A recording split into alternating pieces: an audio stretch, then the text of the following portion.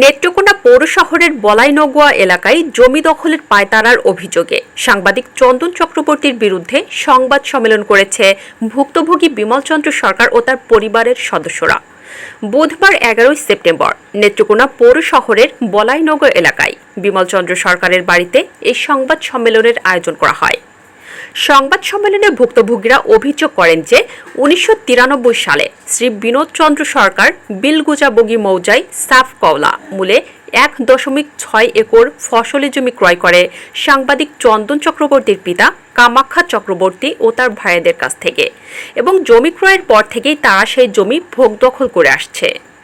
কিন্তু বর্তমানে কথিত সাংবাদিক তার বাবা ও চাচাদের বিক্রয়কৃত জায়গা দখলের উদ্দেশ্যে বিগত 9 সেপ্টেম্বর দুপুরে জমিতে প্রবেশ করেন এবং বলাবলি করেন যে তার পিতা ও চাচারা এই জায়গা বিক্রয় করে নাই। দখল সত্ত্বেও ভুক্তভোগীরা জাল দলিল সৃজন করে তা ভোগ দখল করে আসছে। তিনি এই জমি ভুক্তভোগীদের কাছ থেকে উদ্ধার করবেন এবং তা দখলে নেবেন।